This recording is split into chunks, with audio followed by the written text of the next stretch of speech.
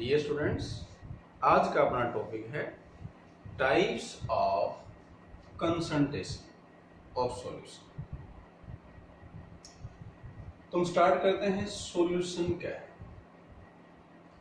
Solution है homogeneous mixture of to और मोर chemically non reacting substance. जैसे हमने NaCl को वाटर में मिक्स कर दिया तो डिजोल्व हो जाएगा, तो इन दोनों के कॉम्बिनेशन से कोई नया सब्सटेंस नहीं बना। इनके बीच में जो कॉम्बिनेशन है वो सिर्फ फिजिकल है, वो केमिकल नहीं है। तो ये सॉल्यूशन की कंडीशन है कि जो कंपोनेंट्स हैं वो नॉन रिएक्टिंग होने चाहिए। अगर सॉल्यूशन के अंदर दो कंपोनेंट हैं तो उसको कहा जाता है बाइनरी सॉल्यूशन। उसमें कंपोनेंट्स कौन कौन से होंगे? एक सोल्यूट, एक सॉल्वेंट। सोल्यूट के लिए हम 2 लिखेंगे, सॉल्वेंट के लिए 1 लिखेंगे। फॉर एग्जांपल W है ये मास को रिप्रेजेंट करेगा। अगर इसके साथ हमने 2 लिख दिया तो अब इसको कहेंगे मास ऑफ सोल्यूट, और W1 लिखेंगे तो ये बताएगा मास ऑफ सॉल्वेंट। तो हमने पहली कंसंट्रेशन टर्म लिखी मास परसेंट, इसको W/W कहा जाता है। क्या है ये? It is the mass of solute in gram present in 100 gram of solution. For example जैसे हम कहें 10% NaOH बाई मास, तो इट मीन्स अपने पास क्या है? 10 gram of NaOH present in 100 gram of solution. तो अगर हमें परसेंटेज दे रखी है तो वहां से हम सोल्यूट और सॉल्यूशन का मास पता लगा सकते हैं, और इसमें से ये माइनस कर देंगे तो अपने पास मास किसका आ जाएगा? सॉल्वेंट। और अगर हमें सोल्यूट सॉल्वेंट के मास दे रखे हों तो वहां से हम परसेंटेज भी निकाल सकते हैं। कैसे? For example mass percent of solute अगर हमें निकालना है तो हमें गिवन होगा मास ऑफ सोल्यूट, उसको हम डिवाइड कर देंगे बाय मास ऑफ सॉल्यूशन। ये क्या होगा? मास of solute plus mass of solvent into 100। तो यहां दोनों चीजें हैं। अगर मास दे रखी है सोल्यूट सॉल्वेंट के तो वहां से हम परसेंटेज निकाल सकते हैं, और अगर हमें परसेंटेज गिवन है तो वहां से हम सोल्यूट सॉल्वेंट का मास डिटरमाइन कर सकते हैं। सेकंड है वॉल्यूम परसेंट। इसको हम परसेंटेज बाय वॉल्यूम भी कह सकते हैं, इसको V/V लिखा जाएगा। दोनों में यहाँ एक ही डिफरेंस है, यहाँ मास ऑफ सोल्यूट था, मास ऑफ सॉल्यूशन था। इस केस में दोनों के वॉल्यूम है। तो वॉल्यूम परसेंट कैसे लिखी जाएगी? It is the volume of solute in ml millilitre present in 100 ml of solution. तो एक डिफरेंस हुआ, जहां मास में मास ऑफ सोल्यूट इन ग्राम था, वॉल्यूम परसेंट में क्या आ जाएगा? वॉल्यूम ऑफ सोल्यूट, और किस में आएगा? ml के अंदर। तो यहां जैसे अपने को गिवन है 10% इथेनॉल, तो इसका मीनिंग है ये वॉल्यूम बाय वॉल्यूम है, तो हम यहां से लिख सकते हैं 10 ml ऑफ इथेनॉल, ये सोल्यूट है, present in 100 ml of solution. यहां भी अगर अपने को वॉल्यूम दे रखे तो परसेंटेज निकाल सकते हैं। उसका फार्मूला क्या होगा? इसको हम कहेंगे वॉल्यूम परसेंट ऑफ सोल्यूट। तो यहां हमें वॉल्यूम दे रखा है, वॉल्यूम परसेंट सोल्यूट के निकाल रहे हैं, तो सोल्यूट के वॉल्यूम को डिवाइड कर देंगे by volume of solution, solute plus solvent, और इनटू 100। अपने से परसेंटेज कंपोजिशन पूछी जाए तो सॉल्वेंट की भी निकालनी पड़ेगी। वो कैसे आएगी? 100 माइनस कर देंगे। तो ये हमने दो टर्म कंप्लीट की, मास percent and volume percent. Next term है स्ट्रेंथ। स्ट्रेंथ क्या होती है? It is the amount of solute in gram present in 1 litre of solution. 1 litre solution के अंदर सोल्यूट का कितना अमाउंट है ग्राम के अंदर, वो कहलाएगी स्ट्रेंथ। स्ट्रेंथ की यूनिट होती है ग्राम पर लीटर। फोर्थ टर्म है मोलरिटी। इसको कैपिटल एम से रिप्रेजेंट करते हैं। मोलरिटी क्या होती है? Number of moles of solute present in 1 liter of solution। 1 litre solution के अंदर सोल्यूट के कितने मोल्स हैं, वो कहलाती है मोलरिटी। मोलरिटी की यूनिट है मोल्स पर लीटर, और मोलरिटी को कैलकुलेट करने का फार्मूला है, हमें मास ऑफ सोल्यूट गिवन है, हम डिवाइड कर देंगे bye molar mass of solute into 1000 divide by volume. ये वॉल्यूम ml में होना चाहिए। अब इसको ध्यान से देखें तो ये मोल्स पर लीटर ही है। कैसे? मास divide by molar mass, number of moles, और वॉल्यूम ml में है, उसको 1000 से डिवाइड किया तो क्या बन गया? लीटर। तो ये मोल्स हैं, ये पर लीटर। 1 लीटर सॉल्यूशन में सोल्यूट के जो नंबर ऑफ मोल्स हैं वो कहलाती है मोलरिटी। मोलरिटी निकालने का एक और फार्मूला है। अगर हमें परसेंटेज गिवन हो तो फिर ये अप्लाई करेंगे, percentage into density into 10 divide by molar mass of solute. Molarity पे टेम्परेचर का क्या इफेक्ट होगा? तो हमें पता है कि वॉल्यूम है वो टेम्परेचर पे डिपेंड करता है। कैसे? ये अपने पास एक कंटेनर है, इस कंटेनर के अंदर ये हमने मान लिया वाटर ले रखे। अगर हम इसको हीट करना स्टार्ट कर देंगे तो हमें पता है जो एनर्जी है वो मोलिक्यूल्स के बीच के फोर्स को वीक करती है, और मोलिक्यूल्स के बीच का फोर्स अगर वीक होगा तो मोलिक्यूल दूर दूर हो जाएंगे, वो ज्यादा स्पेस ऑक्यूपाई करेंगे, तो हीट करने से वॉल्यूम क्या हो जाता है? इंक्रीज। और वॉल्यूम अगर इंक्रीज होगा तो मोलरिटी डिक्रीज हो जाएगी। तो हम इसमें लिखेंगे molarity decreases with rise in temperature. तो मोलरिटी टेम्परेचर पे डिपेंड करती है। इसी में एक आती है मोलरिटी इक्वेशन। इनिशियली मान लिया अपने पास एक सॉल्यूशन है, उसकी मोलरिटी m1 है, वॉल्यूम v1 है। अगर हम इस सॉल्यूशन को डाइल्यूट कर दें, इस सॉल्यूशन का वॉल्यूम चेंज कर दें, वाटर ऐड कर दें, तो मोलरिटी भी चेंज हो जाएगी और इसका फार्मूला आ जाएगा m2v2।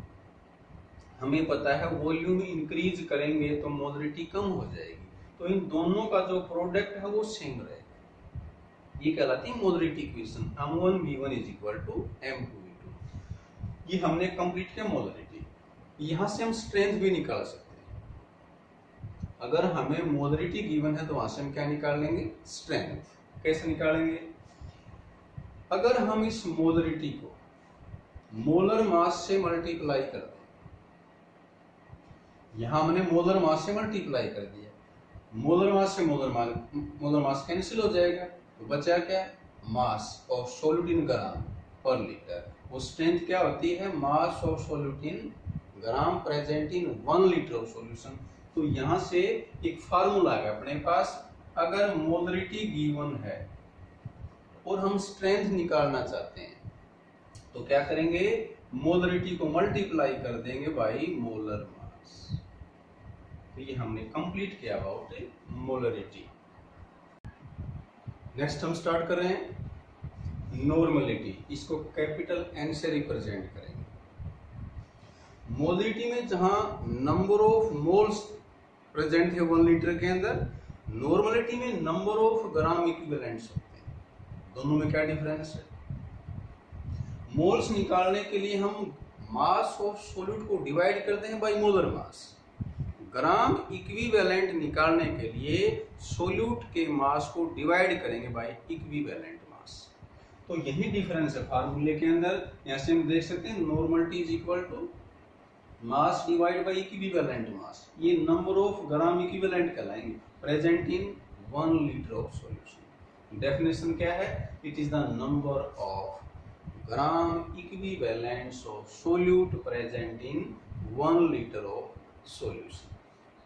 लाइक मोलरिटी, ये भी टेम्परेचर पे डिपेंड करेगी। टेम्परेचर इंक्रीज करेंगे, वॉल्यूम इंक्रीज होगा तो नॉर्मलिटी डिक्रीज हो जाएगी। अब क्वेश्चन था कि इक्विवेलेंट मास हम कैसे निकालें। ये बड़ा ब्रॉड कंसेप्ट है, ब्रीफ में बता रहे हैं। एसिड बेस के लिए हमें मान लिया सल्फ्यूरिक एसिड का इक्विवेलेंट मास निकालना है, तो किसी एसिड का इक्विवेलेंट मास निकालना हो तो हम उसका मोलर मास ले लेंगे और उसको डिवाइड कर देंगे बाय बेसिसिटी। क्या होती है बेसिसिटी? किसी एसिड के अंदर कितने एचाइन प्रेजेंट है, कोई एसिड एक्वस सॉल्यूशन में कितने मोल्स एचाइन देता है, वो उसकी बेसिसिटी कहलाएगी। सल्फ्यूरिक एसिड को वाटर में डाल देंगे तो उसमें 2 मोल्स ऑफ एचाइन आएंगे। तो सिंपली हम कहते हैं कि जो आयोनाइजेबल हाइड्रोजन है, किसी एसिड के 1 मोलिक्यूल जितने एचाइन बनते हैं वो उसकी बेसिसिटी है। तो H2SO4 की बेसिसिटी क्या है? 2। अगर हम इसका इक्विवेलेंट मास निकालें तो सल्फ्यूरिक एसिड का मोलर मास निकालोगे तो 98 आएगा। मोलर मास कैसे निकालते हैं? एटॉमिक मास को ऐड कर देंगे। H का 1 है, सल्फर का 32 है, उसका 16 है, ये सारा मास ऐड करेंगे तो 98 आ जाएगा डिवाइड बाय 2। तो ये क्या आया? 14 है। इसी तरह से अगर हमने इक्विवेलेंट मास किसी बेस का निकालना है तो वो कैसे आएगा? उसमें मोलर मास को डिवाइड कर देंगे बाय एसिडिटी। एसिडिटी होती है किसी बेस में कितने OH आयंस बनते हैं। तो यहाँ अगर वाटर में डाल दें NaOH को तो इसमें 1 मोल OH आयन आएगा। तो अगर इसका हम इक्विवेलेंट मास निकालें तो NaOH का मोलर मास 40 है, एसिडिटी 1 है, तो सेम रह जाएगा। तो अगर एसिड बेस के अंदर ये बेसिसिटी एसिडिटी 1 है तो उस केस में मोलर मास और इक्विवेलेंट मास सेम आएंगे और इसलिए वहां पर मोलरिटी नॉर्मलिटी भी सेम आ जाएगी। यहां भी नॉर्मलिटी इक्वेशन है N1B1 is equal to N2B2। Ionic compound के केस में एकदम हम और पढ़ते हैं कई बार फॉर्मेलिटी। ये फॉर्मेलिटी कोई नई टर्म नहीं, कोई अलग टर्म नहीं है, ये मोलरिटी ही होती है। But in case of ionic compound जैसे NaCl, अब NaCl एक आयोनिक कंपाउंड है, इसमें मोलिक्यूल्स नहीं, इसके मास को मोलिकुलर मास नहीं कह सकते, इसका फार्मूला मास है। तो आयोनिक कंपाउंड के केस में मोलरिटी की जगह हम क्या वर्ड यूज कर सकते हैं? फॉर्मेलिटी। तो ये हमने टर्म कंप्लीट की नॉर्मलिटी। अगली कंसंट्रेशन टर्म है मोलरिटी। इसको स्मॉल m से रिप्रेजेंट करेंगे। क्या है ये? It is the number of moles of solute present in 1000 gram of solvent. ध्यान दें इसमें मास ऑफ सोलवेंट है, तो 1 किलोग्राम सोलवेंट के अंदर सोल्यूट के कितने नंबर ऑफ मोल्स हैं, that is known as molarity. इसका फार्मूला है mass of solute divide by molar mass of solute into 1000 divide by W1 mass of solvent. इसमें हम देखेंगे ये सारे मास हैं ग्राम की टर्म में। तो ये टेम्परेचर पे डिपेंड नहीं करेगी, क्योंकि मासेज पे टेम्परेचर का कोई इफेक्ट नहीं होता। तो molarity is independent of temperature. और इसी बेसिस पे अगर अपने को मोलरिटी और मोलरिटी में से किसी एक को प्रेफर करना हो तो हम मोलरिटी को प्रेफर करेंगे। क्यों करेंगे? Because it is independent of temperature. Next term आती है मोल फ्रैक्शन। मोल फ्रैक्शन को स्मॉल x से रिप्रेजेंट किया जाता है। तो अगर हम x2 लिखेंगे तो ये है मोल फ्रैक्शन ऑफ सोल्यूट, और इसका फार्मूला है N2 divide by N2 plus N1। क्या है ये? N है number of moles, 2 means solute. तो ये एक अपने पास रेशो है। अगर हम यहाँ से डिफाइन करें मोल फ्रैक्शन को तो क्या होगा ये? It is the ratio of number of moles of one component to total number of moles of solution. इसी तरह से अगर यहाँ से हम x1 निकालेंगे तो ये हो जाएगा N1 divide by N2 plus N1। तो जिसका मोल फ्रैक्शन निकालना है उसी के मोल्स को हमने डिवाइड करना है by total number of moles. और अगर हम सम ऑफ मोल फ्रैक्शन निकालना चाहें तो वो हमेशा 1 आता है। तो न्यूमेरिकल्स अगर हम इसमें सोल्व करेंगे तो वहां हम एक ही निकाल लेंगे। जैसे हमने x2 निकाल लिया तो फिर x1 के लिए कैलकुलेशन करने की जरूरत नहीं है, हम सीधा 1 में से माइनस कर देंगे। अब इसमें मास डिवाइड बाय मास है तो इसमें कोई यूनिट नहीं है, तो ये यूनिटलेस क्वांटिटी है। मोल फ्रैक्शन इज यूनिटलेस और ये भी टेम्परेचर के इंडिपेंडेंट है। नेक्स्ट टर्म है पार्ट्स पर मिलियन। शॉर्ट में इसको ppm लिखते हैं।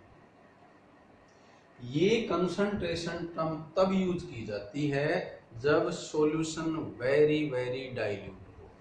अभी डाइल्यूट सॉल्यूशन क्या है? सॉल्यूशन के अंदर अगर सोल्यूट बहुत ही कम हो तो उसको डाइल्यूट कहा जाता है, और कंपैरेटिवली सोल्यूट की अमाउंट ज्यादा है तो उसको बोलते हैं कंसंट्रेटेड सॉल्यूशन। तो यहां हम करें कि अगर सोल्यूट ट्रेस अमाउंट में हो तो बहुत ही कम अमाउंट में हो तब इसको यूज किया जाएगा। और इसको डिटरमाइन कैसे करते हैं? जैसे मान लिया अपने पास ए सोल्यूट है, उसका हमने ppm निकालना है, तो उसके लिए हम क्या करेंगे? उसके मास को डिवाइड कर देंगे by mass of solution into 10⁻⁶। अगर ध्यान से देखें तो ये मास परसेंट जैसा ही अपीयर होता है। फर्क ये था कि परसेंटेज 100 में से होती है, तो उस केस में यहाँ 100 से मल्टीप्लाई किया था। अब ppm है, ये मिलियन में से है, इसलिए 10⁻⁶ से मल्टीप्लाई किया। तो इसको डिफाइन कैसे करते हैं ppm को? जैसे मास परसेंट था 100 ग्राम सॉल्यूशन में कितना सोल्यूट है, तो यहाँ हमने क्या करना है कि 10⁻⁶ ग्राम के डिस्प्रेटली हम सॉल्यूशन के अंदर सोल्यूट का कितना अमाउंट है, उसके कितने parts, that is known as parts per million. तो ये हमने टॉपिक कंप्लीट किया अबाउट टाइप्स ऑफ कंसंट्रेशन।